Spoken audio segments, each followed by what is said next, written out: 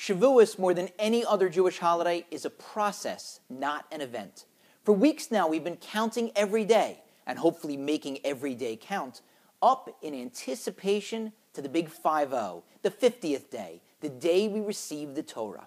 And that count takes place during the harvest season. Who knows better than a farmer the importance of praying to God every single day for the right conditions to have success in your business? And who has more satisfaction over a job well done than a farmer when he has a successful crop? I don't know Bill Gates or Warren Buffett, but I'll bet you that they both have more psychic satisfaction over the money they've earned than does any lottery winner over the money that he's won. As a wise man once said, what we obtain too cheaply, we esteem too lightly.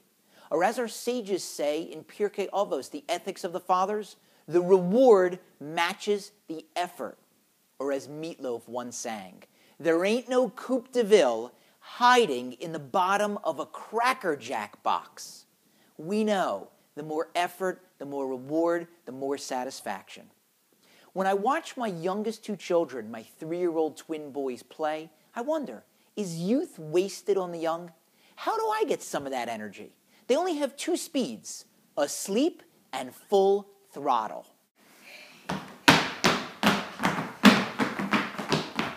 When you think about it, young children, babies and toddlers, they can't delay gratification. They want everything right now.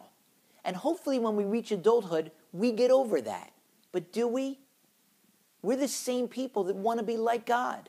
God said, let there be light, and there was light instantaneously. When our smartphones freeze up for 10 seconds, we are in a panic. But God's telling us, you're not me, you're human.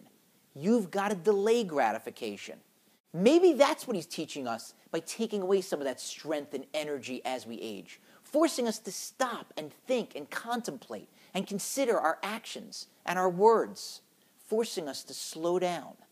Think about just how many of the dictates of the Torah force us to delay gratification, force us to stop before satisfying our urges, and to wait until it's the right time or place or circumstance. Many years ago, I took a year off after law school before starting my career, and I went back to Israel to study in yeshiva. I carved out a few hours every afternoon to study with college students who didn't have a background in Jewish learning. And one day, one of my usual study partners didn't show up. Instead, he sent a friend in his place. And the friend introduced himself, and I said, what do you want to study? He said, I'm not sure I want to study. I said, why are you here? He said, well, I'm giving you an hour.